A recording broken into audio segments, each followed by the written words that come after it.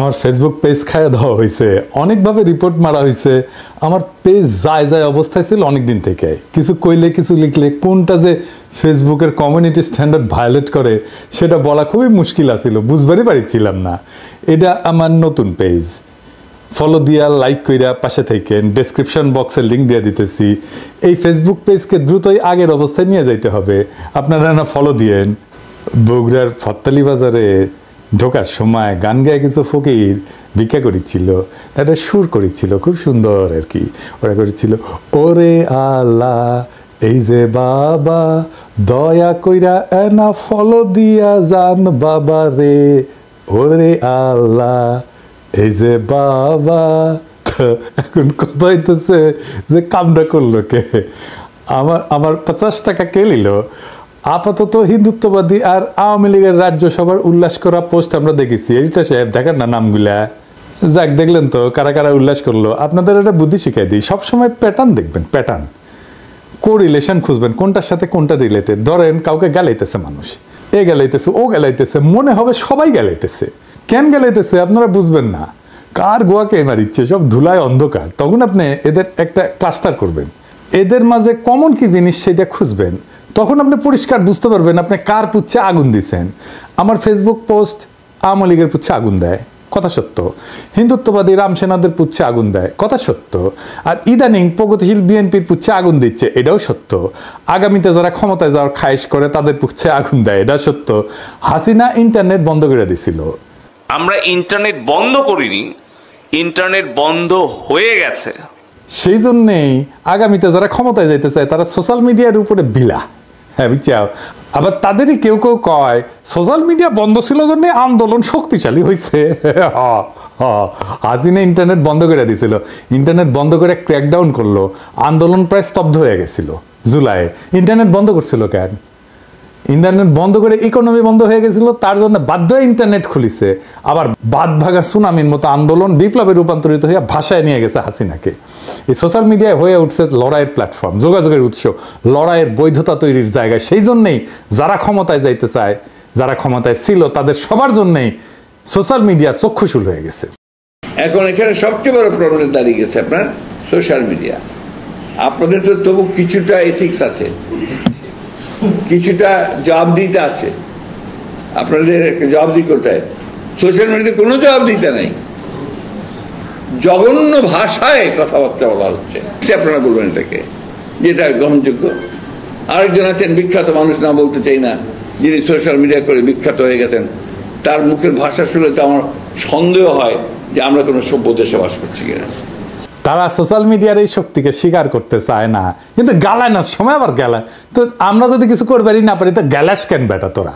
তো এই 3 গ্রুপ তো দেখলেন।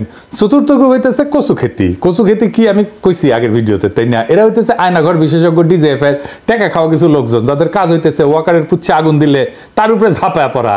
এরাই ব্যারিস্টার ফুয়াদের পিছে লাগিয়েছিল, এরাই সরাইছে ব্যারিস্টার ফুয়াদ, আসলে ব্যারিস্টার না, বুঝছেন তো? এই কচু খেতি আনন্দে আত্মহারা হয়েছে। আগে ওই 1 বোতল মারিছে আর কি, হ্যাঁ, আনন্দে তারপরে এসব পোস্ট হয়েছে, তাও ঈদের দিন। ওর ঈদের আনন্দ ডাবল হয়েছে যে আমার ফেসবুক জয় বাংলা হয়ে গেছে। তো এই আওয়ামী লীগ, বিএনপি, ওয়াকার আর কচু খেতির মধ্যে কমন জিনিস কি? সাধারণ কমন জিনিস কি? জি ঠিকই ধরেছেন, কলিকাতা হারবাল। এদের পিছে আছে ইন্ডিয়ান ইন্টারেস্ট। কেমনে প্রফেসর ইউনূসকে সরানো যায়, তাড়াতাড়ি একটা নির্বাচন দেওয়া, তারপরে সাত্তারের মতো পাছায় লাথি দিয়ে খেদায় আওয়ামী লীগ আবার ক্ষমতায় আসে। তাইলে তো আর্মির গুম খুন করা জেনারেলরা আর তাদের কমান্ডার হাসিনার বোনজামাই ওয়াকার, যে কিনা ইন্ডিয়ান আর্মি চিফ এসে আরেকক্ষণ কথা সরকার গঠন করেছিল, যে আসলে চায় নাই প্রফেসর ইউনূস সরকার প্রধান হোক, সেই ওয়াকুরুজ্জামান বাইসা যায়। শুনেন, সে যে চায় নাই প্রফেসর ইউনূস সরকার প্রধান হোক। শুনেন, সেনাপ্রধানের দিক থেকে মূল ভেটোটা ছিল যে ডক্টর মোহাম্মদ ইউনূস কেন, why not any other person. Doctor Mohammad ইউনূসের নামে মামলা আছে, তিনি একজন কনভিক্টেড পারসন। একজন কনভিক্টেড পারসন আসলে কিভাবে একটা দেশের প্রধান উপদেষ্টা হতে পারে? আওয়ামী লীগ একটা লোককে একেবারেই দেখতে পারছে না, এবং বাংলাদেশে তো আলটিমেটলি 30-40% পিপল আওয়ামী লীগকে সাপোর্ট করে। এই 30-40% পিপলের মতামতের বিরুদ্ধে গিয়ে একটা লোককে প্রধান উপদেষ্টা করা উচিত? সেনাপ্রধান লাস্ট আমাদেরকে বলেছিল যে আমি বুকে পাথর চাপা দিয়ে এই সিদ্ধান্তটা মেনে নিচ্ছি। আওয়ামী লীগ ভাগ্যবান, একজন মেডিকেল কলেজ ড্রপ আউট বমিশিয়ালকে তার অনলাইন সিপাসালার হিসাবে পাইছে। ওগুলো সাংবাদিক ছিল, সাংবাদিকতা গেছে বিডি নিউজ 24-এ কাজ করেছিল। কচু ক্ষেত্রেরা আরো বেশি ভাগ্যবান, একজন ডাবল ড্রপ আউটকে আপাতত তাদের অনলাইন সিপার হিসেবে পাইছে। সে নাকি একই সাথে ক্যাডেট কলেজ ড্রপ আউট আর আর্মি ড্রপ আউট, সত্য মিথ্যা জানি না কয় মানুষজন আর কি, সেও শেষ পর্যন্ত সাংবাদিক হয়েছে। আমার আলাপ সেই নিয়ে না, আমার আলাপ এক গভীর রাজনৈতিক বিষয় নিয়ে। পোস্ট কইরা ঝাড়ি খেয়ে মুছে দিছে, কিন্তু একটা বেফাস কমেন্ট করে ফেলেছিল, সেটা নিয়ে আলাপ। সে আবার বিশিষ্ট সাহসী, কলজা ব্যাকটেরিয়ার মতো, পোস্ট দিয়ে আবার মুছে। আজকার যে পীরের খাদেম, সে ওই যে ওয়াকার পীরের খাদেম, সে ওয়াকারের সমালোচনা করে পোস্টাইছিল কয়েক মাস আগে, সেটাও মুছেছে। এমনই বিপ্লবী আর কি, সাহসী। যাই হোক, কি বেফাস কথা, মারাত্মক কথা কইছিল সেটা না দেখি। আমার ফেসবুক ডিজেবল হওয়া নিয়ে কচু ক্ষেতের পোস্টে একজন কমেন্ট করেছে, ঈদের দিনে এমন হিংসার ছোটলামকি করে মানুষ। সে কমেন্টের উত্তরে সে আমাকে কাফের বলছে, কাফের কাফের। সে বলছে একজন কাফেরের কথা শোনা কি ঠিক? দেখেন, এইটা সে বড় করে দেখান, বড় আলেম এসে গেছে। বাংলাদেশের আলেমরা ওনাদের ওয়াজে আমার কথা বলেন, দোয়া করেন, কত দোয়া করেন, আর কচু খেতি হুজুর ফতোয়া দিতেছে আমারে কাফের বইলা। কারা বাংলাদেশের হিন্দুদের সেকেন্ড ক্লাস সিটিজেন ভাবতে বাধ্য করে? কারা আসলে হিন্দু বিদ্বেষী? এই তথাকথিত বাঙ্গু এলিট, যারা নিজেদের প্রগতিশীল, এনলাইটেন, আধুনিক বইলা দাবি করে। বাংলাদেশে ইসলাম পছন্দ জনগোষ্ঠী না, হেফাজত না, জামাত না, সাধারণ মানুষ না, হিন্দু বিদ্বেষী এই বাঙ্গু এলিটেরা এই কচু খেতির কথার মানে বাংলাদেশের কোনো হিন্দুর কথা একজন মুসলমান শুনতে পারবে না, বা একজন মুসলমানের কথা একজন হিন্দু শুনতে পারবে না। একজন হিন্দু কোনো সমাবেশে বক্তব্য দিলে সেখানে কোনো মুসলমান যাবে না, মুসলমান কোনো বক্তব্য দিলে সেখানে কোনো হিন্দু যাবে না, হিন্দুকে মুসলমান বা মুসলমানকে হিন্দু ভোট দিতে পারবে না। কি ভয়ঙ্কর কথা! এই রাষ্ট্রে তাহলে থাকবে না। যখন একজন হিন্দু নাগরিক হিসেবে আপনি একজন মুসলমান নাগরিকের সাথে কোনোভাবেই এনগেজ হইতে পারবেন না, সেই সময় হিন্দু আর মুসলমান একসাথে রাষ্ট্র গড়ে একসাথে থাকতে পারে না। রাষ্ট্র হিসেবে বাংলাদেশ যেন দাঁড়াইতে না পারে, এটাই ভারতের আজন্ম চাওয়া। তারা সেই জন্যই ক্ষমতাবান করবে এমন মানুষদেরকে যারা মধ্যমেধার, যারা মনে করবে তাদের নিজের যেহেতু যোগ্যতা নাই, তাই ভারতের অনুগ্রহে আর 5 ক্ষমতা উপভোগ করি, সেই জন্য এই কচু খেতিদের খুঁজে পায়। এই জন্য ডাবল ড্রপ আউট পছন্দ। এই সিলসিলা অনেক পুরানা। মুজিবকে কেমনে খুঁজে বের করছিল সোহরাওয়ার্দীর বডিগার্ড? কলকাতায় পড়িছে না? তারা জানতো যে সে ফেলটুস ছাত্র, দামরা বিশ্ববিদ্যালয়ের গণ্ডি পার দিতে পারে নাই। হাসিনা ও ঘষ্টায় ডিগ্রি পাস করেছে 6 বছরে। বুকের স্ট্যান্ড লাগানো বনজামাই কোটায় করা ওয়াকার সেনাপ্রধান, ওইও একই রকম, ওরও যোগ্যতা ছিল না সেনাপ্রধান হওয়ার। তাই খুঁজে বের করেছে ডাবল ড্রপ আউট অনুসন্ধানী কচু খেতিরে। আল জাজিরা মনে বেশি টাকা পয়সা দেয় না তাদের কর্মচারীদের উপরি ইনকামের জন্য। বাংলাদেশের আয়নাঘর বিশেষজ্ঞ, মিলিটারি এজেন্সির আর ইন্ডিয়ার ভাড়া খাটতে হয় এদের, দুঃখজনক। যাই হোক, আজ আর বেশি না দেই, কচু ক্ষেতের কচু আস্তে আস্তে আন্দাইতে হবে। এবার আসে আজকের মূল আলাপে। ঈদের র্যালি হয়েছে এবার, সুলতানি আমলের ঐতিহ্য অনুসরণ করে র্যালিটা হয়েছে। এটা বাংলাদেশের ঈদের আনুষ্ঠানিকতা একটা নতুন সংযোজন, কিছুটা সমালোচনার জন্ম দিচ্ছে। বিভিন্ন মোটিভের ব্যবহার নিয়ে আমার সাথে ইজাজের বেশ কিছু আইডিয়ার এক্সচেঞ্জ হয়েছিল, কিন্তু এই পুরো প্রক্রিয়ার সাথে যুক্ত থাকা আমার পক্ষে সম্ভব হয় না। তাই যে সমস্ত প্রতিক্রিয়া আসছে তার আলোকে ভবিষ্যতের র্যালিগুলোকে, বিশেষ করে পয়লা বৈশাখের র্যালি সর্বাঙ্গ সুন্দর হবে বলে আশা করি। আমরা এই র্যালির ভুল ত্রুটিগুলোকে ক্ষমাসুন্দর দৃষ্টিতে দেখার আহ্বান জানাই, মানে ঈদের র্যালি। আর একটা জিনিস মনে রাখবেন, কারা এই র্যালির জিনিস নিয়ে কারা আলোচনাটা তুলিছে? আওয়ামী লীগাররা। দেখে দিচ্ছি, দেখেন, ওদের কথায় নাইছেন না। আওয়ামী লীগাররা যেটি আলাপ তুলবে সেটার মধ্যে ঢুকবেনই না, আগে দেখবেন আওয়ামী লীগাররা কি করছে এটা নিয়ে। যেটা কবে তার উল্টা দিকে বসবেন, বুঝছেন? এবার আসেন পয়লা বৈশাখের শোভাযাত্রা নিয়ে। পয়লা বৈশাখ আমরা কিভাবে পালন করব? পয়লা বৈশাখ তো আওয়ামী ন্যারেটিভ প্রতিষ্ঠার জায়গা ছিল, চারুকলা তো আওয়ামী দুর্গ ছিল, ছায়ানটের সবকটা তো আওয়ামী বাকশাল অ্যাক্টিভিস্ট, সাপোর্টার না অ্যাক্টিভিস্ট। রমনার বটমূলে যে গান গায় সেটা কেয়ারফুলি সিলেক্টেড, যা আওয়ামী বয়ানকেই তুলে ধরে। আপনি শোভাযাত্রার থিম ধরে সেই সময় বাংলাদেশের পলিটিক্যাল স্ট্রাগলের গতিমুখ ধরতে পারবেন, এবং বাংলাদেশের প্রগতিবাদীরা কি পলিটিক্যাল স্ট্যান্ড নিচ্ছে সেটাও ধরতে পারবেন। 2012 সালে তাদের থিম ছিল রাজাকার মুক্ত বাংলাদেশ, মুক্তিযুদ্ধের অনিঃশেষ। তখন চলতেছে পুরা দমে জামাত নেতাদের ফাঁসি দেওয়ার প্রস্তুতি। 2014 সাল ফাঁকা মাঠে গোলের নির্বাচন করেছে আওয়ামী লীগ। আওয়ামী লীগারদের মনে ভয় শঙ্কা, টিকবে তো সরকার। তারা থিম নিল উদ্ধত করো, জাগ্রত করো, নির্ভয় করো হয়ে। সবচেয়ে ইন্টারেস্টিং 2021 সালের থিম। তখন সারা দুনিয়ায় র্যাবের মানবাধিকার লঙ্ঘনের বিরুদ্ধে প্রচারণা, স্যাংশন আসতে পারে এটাও র্যাব জানে। তারা থিম নিল কালো ভয়ঙ্করের বেশে এবার ওই আসে সুন্দর। পয়লা বৈশাখের শোভাযাত্রার নাম করা হয় মঙ্গল শোভাযাত্রা। কলকাতার আনন্দবাজার নিউজ করত ঢাকার পয়লা যেন কলকাতার দুর্গাপূজার অষ্টমীর এক ডালিয়া। এইটাই ছিল কলকাতার জমিদার হিন্দুর পূর্ব বাংলার জয়। সে কালচারালি বাংলাদেশকে জয় করলো। মঙ্গল শোভাযাত্রা দিয়ে। আর কি হইতো? ইসলামকে ডেমোনাইজ করা হইতো, দাড়ি টুপি পরা ফিগার বানায় তাহলে ডেমোনাইজ করার দানবায়ন করা হইতো, আর আওয়ামী ন্যারেটিভের প্রচার করা হইতো। আমরা একটা উদাহরণ দিয়ে বুঝি, আসেন দেখি। এইটা মঙ্গল শোভাযাত্রা, ভালো কইরা দেখেন কি কি দেখতেছেন। নৌকা চলতেছে, তাই না? হাসি খুশি কিছু মানুষ নৌকাটা চালাইতেছে, তাই না? আর পিছে থেকে এক রাক্ষস তারে খাইতে আসতেছে। এই রাক্ষস মোটিভ শোভাযাত্রায় বারে বারে ব্যবহার করা হয়। সে মোটিভটা কি এটা আরো স্পষ্ট করিয়া দেখেন পরের ছবিতে। এইটারে চারু করায় তারা বলেন মৌলবাদী শক্তি। তাই কালো গায়ের রং, শরীরে চাপাতি, পিস্তল আঁকা, মুখে দাড়ি টুপি দৃশ্যমান। এইটা দেওয়া ভালো নাকি খারাপ সে আলাপে যাইতেছি না, আমি একটা ভিন্ন আলাপ তুলতেছি। তাহলে মঙ্গল শোভাযাত্রার এই মোটিভ নির্বাচন এবং প্রদর্শনের পিছনে একটা সুনির্দিষ্ট রাজনৈতিক চিন্তা আছে। এই চিন্তা চারুকলা লুকায় না। তারা বলে না যে কোন মোটিভ দিয়ে কি বুঝাইতে চাইতেছে, যদিও নৌকার পিছনে রাক্ষস দেখায় কইবে না যে এই নৌকা হইতেছে আওয়ামী লীগের, রাক্ষস হইতেছে জামাত বিএনপি, কিন্তু মানুষ যা বুঝার বুঝে নেবে। তাহলে মঙ্গল শোভাযাত্রা একটা পলিটিক্যাল প্রজেক্ট। এই পলিটিক্যাল প্রজেক্ট তো সার্বজনীন হতে পারে না। আপনার পলিটিক্যাল প্রজেক্ট তো আপনি সবাইরা মানতে বাধ্য করতে পারেন না। আপনার রাজনীতি তো সবাই করে না। এটা সোশ্যাল ইভেন্টও হইতে পারে না। সোশ্যাল ইভেন্ট হইতে হলে সমাজ বানানোর নিয়ম মানতে হবে। সমাজ বানানোর সময় আমরা তো আমার মতের বিরুদ্ধে যে, আমার মতো নয় যে, তারে নিয়েও আমরা সমাজ গড়ি। সমাজ তো বিভাজন তৈরি করে না, সমাজ ঐক্য করে। সে ঐক্য করার কাজ তো আপনি মঙ্গল শোভাযাত্রা দিয়ে করতেছেন না। একজন মৌলবাদী হইলে কি তাই আপনি সমাজে রাখবেন না? আপনি আসলে এই শোভাযাত্রা দিয়ে আপনার হাই মরাল পজিশন প্রজেক্ট করতেছেন, তবে আপনার পলিটিক্যাল অপোনেন্টের দানব বা রাক্ষস হিসেবে দেখাইতেছেন। যেই রাক্ষসে নির্মূল না করলে আপনার রূপকথা সার্থক হয় না।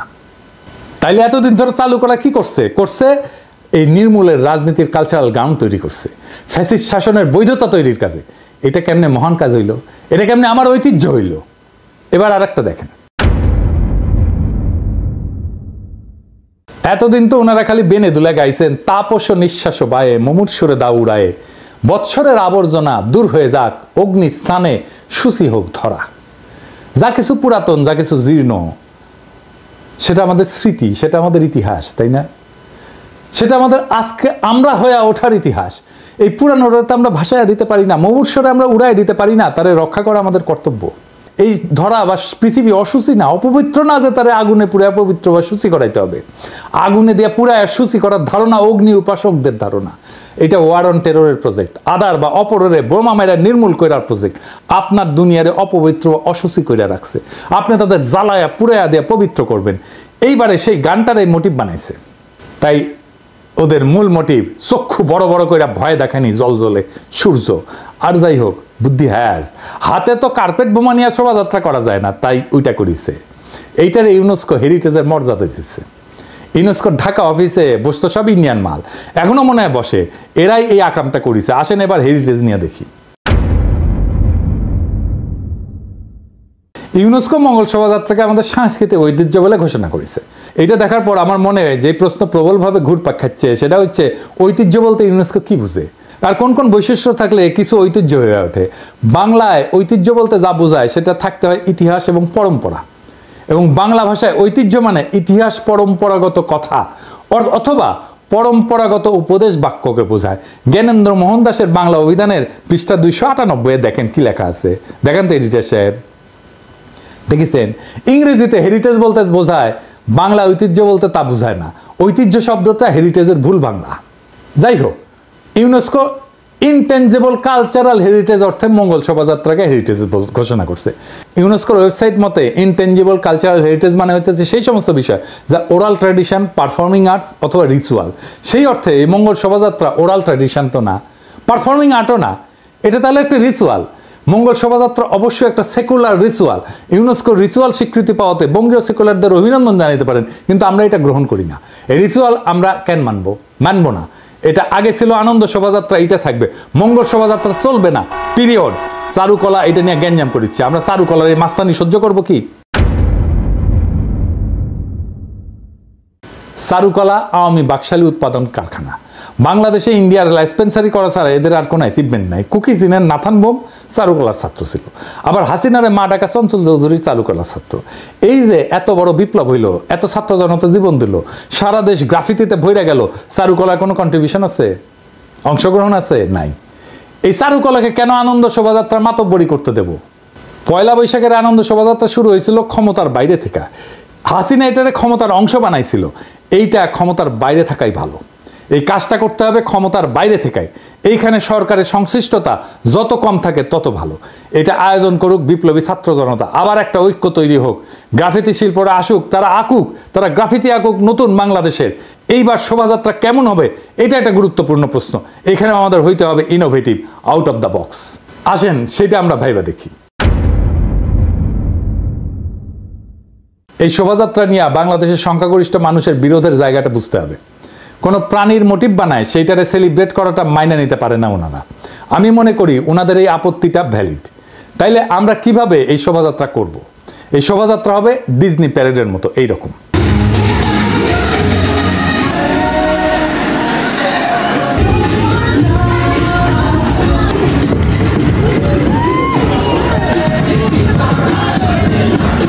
এই শোভাযাত্রার শুরুতে থাকবে বাংলা সনের প্রবর্তক আমির শাহ ফতেউল্লাহ সিরাজীর নাম এবং প্ল্যাকার্ড নিয়ে একটা দল। তারা দরকার হলে নানা ধরনের পারফরমেন্স করবে। তারপরে সকল সাধকের নামে দল, শাহ মখদুম, শাহ পরাণ, শাহজালালের নাম নিয়ে দলগুলা মার্চ করবে একের পর এক। এরপর আসবে ইখতিয়ার উদ্দিন মোহাম্মদ বিন বখতিয়ার খলজির সপ্তদশ অশ্বারোহীর দল, যারা বাংলা বিজয় করছিল। টকবক করে ঘোড়ায় চাইপা সারদা একাডেমির ঘোড়া আনা থাকবি, এইটা সাহেব না ঘোড়ার সাউন্ড দেয়। এই শোভাযাত্রা শেষ হইলে হামাক দিয়েন ঘোড়াগুলা, কিছু জাউরাদের ঘোড়া দিয়ে। গিয়াসউদ্দিন তোগলকের পথ ধরে আসবে সিরাজউদ্দৌলা, মোহনলাল, মীর মদন। আসবে পলাশির যুদ্ধ, তিতুমির, ইসাখা, বারো ভুইয়া, সৈয়দ আহমেদ বেরেলভি, পাকিস্তান সৃষ্টি, ভাষা আন্দোলন, ৭১-এর বীরশ্রেষ্ঠরা, ১৯৯০-এর আইকনিক নূর হোসেন, বুকে পিঠে স্বৈরাচার নিপাত যাক গণতন্ত্র মুক্তি পাক লেখা, ৫ই মের গণহত্যা, নিরাপদ সড়ক আন্দোলন। এরপর সর্বশেষ ২০২৪-এর শহীদেরা আবু সাইদ, মুগ্ধ, ওয়াসিম, আনাস, রিয়াগোপ, মুগ্ধ সহ হাজার হাজার শহীদের ছবি নিয়ে যাত্রা। সবার নাম থাকবে সেখানে, সম্ভব হলে আহতদের এই শোভাযাত্রায় নিয়ে আসা হবে সর্বোচ্চ সম্মান দিয়া। ব্যয়কুল আইলে শোভাযাত্রা শেষ হবে জিয়াফত দেয়া, সামাজিক জিয়াফত দেয়া। শোভাযাত্রা শুরু হবে ঢাকা বিশ্ববিদ্যালয় মসজিদ থেকে, শেষ হবে বাইতুল মোকাররমে।